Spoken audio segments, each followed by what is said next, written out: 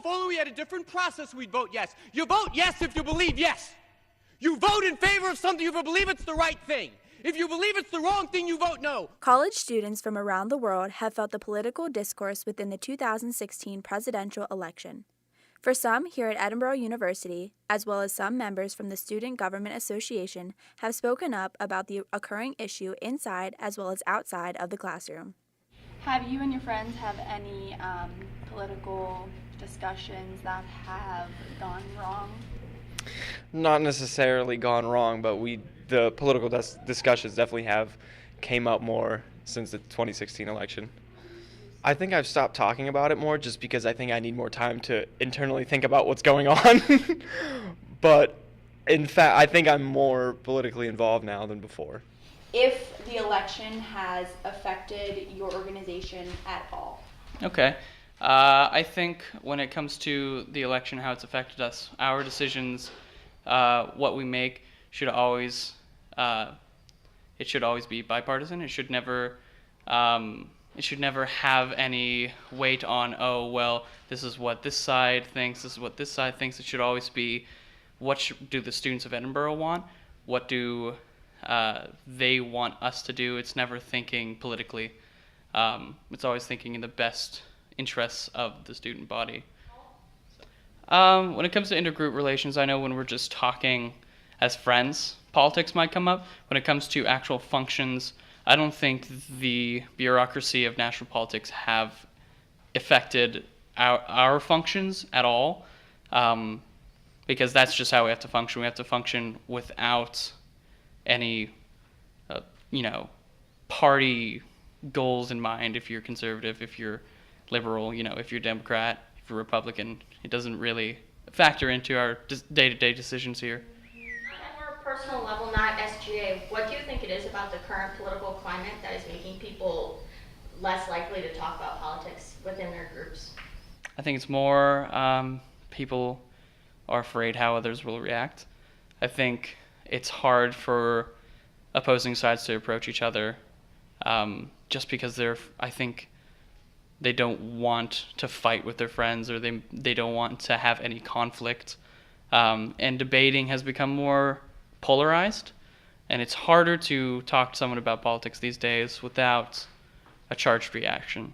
So, why do you think people within friend groups aren't talking about politics or aren't as willing to? Depending where you also live, but our generation's a lot different than past generations.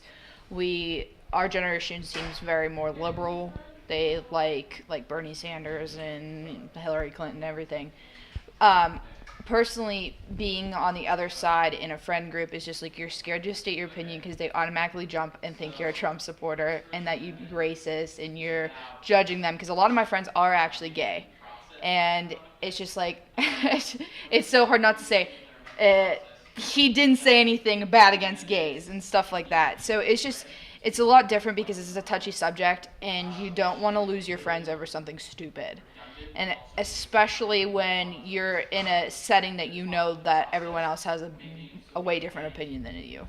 So that's why, personally, as a conservative, I feel like I can't voice my opinion without people automatically jumping to conclusions and jumping on me. So it's just I respect other people's opinions, and I would just wish other people would respect the other opposites opinions all the way across the board, not just me, but also everyone else in the United States. So can you just talk to us about post-election, how discussions have happened in your friend groups, if you feel afraid to say your political views, if anything fights have broken out about politics as you discuss them, or anything along those lines? In my friends group, we try to avoid politics because we do know that's probably how it's going to lead, even though most of us have a lot of our views the same.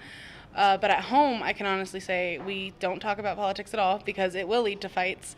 It seems like even if I were to voice my opinion to my parents who are more conservative, they get more defensive and they want to just immediately jump to conclusions before hearing me out.